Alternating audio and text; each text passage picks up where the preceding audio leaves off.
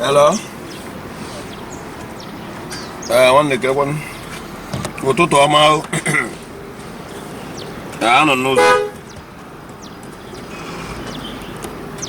Na ndị NEPA bịara kọtụ ọkụ ụnụ. Ụnụ ha na-alụ ọgụ.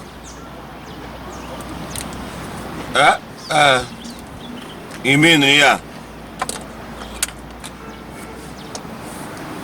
Ọkwa na ọya. Na wow. Ifugo ni a na-agwa unu. Ifuru obodo a nọ n'ime ya. Ịdị mma obodo a siri ike nga ntị ka m gwa gị. Ihe onye a na-akpọ nkịta na ndị NEPA bịara ịkọtụ ọkụ. Ha wee jụọ ya ọkụ ị bịara ịkọtụ ọ dị adị ka ọkụ adịrị adị na anakata jọsọ na ha wetara ya nya rute eburu lada ya ihe onye a ga-akwụ ụgwọ kịta ọ bịa ọkwụ ụgwọ ọkụ na-amụrụ amụ ọkwa ya ọkwụ ụgwọ ọkụ na-amụrụ amụ then ịbịakwa inyekwa ya 2 days onwe ọkụ 2 days ọ bịakwa ọkwụkwọ ụgwọ 1 month na ntị ka m gwa ụnụ ndị NEPA ọ bụrụ ndị NEPA ụnụ agbụzara ndị NEPA na Naịjirịa enwerozi ya na ha erewegwu ya mmadụ ọ masị na ndị NEPA bịara ịkọtụ ọkụ mba onye a na-akọnfuse unu ụnụ akpọzara ha ndị NEPA ụnụ akpọzara ha NEPA ihe njikwa ụnụ akpọzara NEPA bụ erego ya ndị Bini nwere ihe ha na-akpọ nke ha then ndị nke nọ n'Enugu zone na-akpọ nke ha afa akwa and ile those names anya funu ihe akpọrọ ya bụ Nigerian Limited na ntị ka mmepe gị anya Nigerian Limited gọọmenti adede Nigerian Limited ihe gọọmenti na-ede bụ PLC Nigerian Limited ihe ọ pụtara bụ na ihe a bụ private business mmadụ otu a nọ enwere m ihe ndị rejistra bụ Nigerian Limited o were nga ntị ka ihe mmụta chọrọ inye gị ebe a bụ ngwalezie anya ọ bụ na ịpịa efu na ije were MTN ije recharge ya ime call ị ga-enwe recharge ịhapụ ime call ịghọta ya kịta gịnị kpatara o ji wee siere ndị anụnwa bụ ndị nwezi nyanwa bụ ebe esi enye ọkụ onwe ndị a na-akpọ EDDC whatever kedu ihe unu na-eme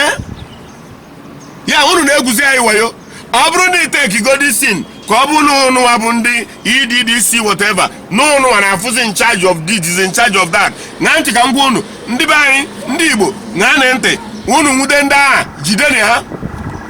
ihe njikwa unu jide ha bụ na ebe ọ bụla ọ bụrụgo private business mmadụ o kwesịrị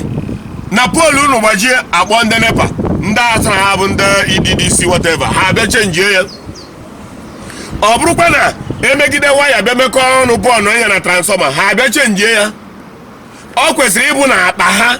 maka na otu ya nọ ebe a na kọmpanị nke mara abụ moto mmebie maọbụ onye bịa ka o bukuo nke mmeri ya MC agwa m ya na MC ahụ ọ ga-eme ọkwụcha ụgwọ fọ ime MC ahụ agwa m ya ji akpọta onye ọzọ ga-enyere m aka ime dị MC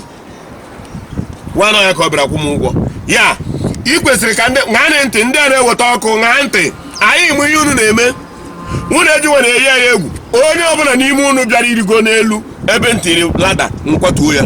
ebe m nwụrụ waya m ga-akwatu ya reason m ga-ejikwatu ya bụ unu kwesịrị ibu anyị prepaid meter free pay as you go unu kwesịrị ibute transformer after 2 streets eti ya 1 transformer na akpa unu because unu na-maintain ọkụ na-adị unu na-enwe ego mana unu ji enwe ego na nke a bụ ọkụ ama ndị mana a ga-akwụ unu ụgwọ unu bụ ndị ohi Chukwu ji abụ unu ọnụ unu bụ ndị ohi God will punish you people you don't give light but ị ga-achọ ka akwụọ gị ụgwọ every month mmadụ akwụọ gị ụgwọ n'ọnụ onye NEPA Chineke kpọkwa gị ọkụ eletrik chọ ọkụkwa gị ijego goro the company njidezie ị nọrọzie ya na n'enu ya anyị bịazie anyị na-atụrụ gị ego wanyị na ọkụ adịrọ anyị bịatụrụ gị ego iti na akpa ichefuzie ịma na nọ na-abụ NTA poolu daa ndị ha na-eji akaba arụ NTA na-ewere aka ha jebulite poolu ha dara ada ka ha wee mee ka chọọ na ndị mmadụ na-enweta ha na-enwe ego mana nke unu bụ na ohi unu na-ezo na Naịjirịa ka unu zuru si na NEPA werekwa na NEPA were bere EDDC ihe niile aha bụrụ the same thing National Union na NATO the same work load and go unu abịa werekwa bere na tiriri ndị mmadụ ịbazi ya na-akọwara ọga ọ bụrụ chọrọ ime ya IDDC whatever ihe nji ekwu okwu abụ Igbo na-enwere onwe anyị ka anyị nwere onwe anyị complete si ga egba ndị a ha na-adochigo obodo azụ anyị bịa tụrụ gị ego i were ego tii na base private company bụ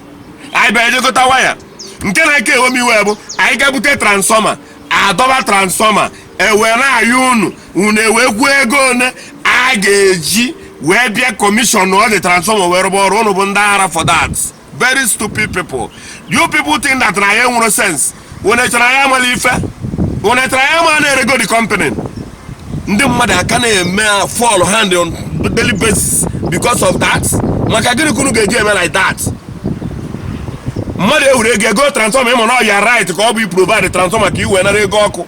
Chukwu ga-abụ gị ọnụ ego ọkụ niile a ga-agba gị maka ihe ahụ na-arụ abụrụ ọrụ gị.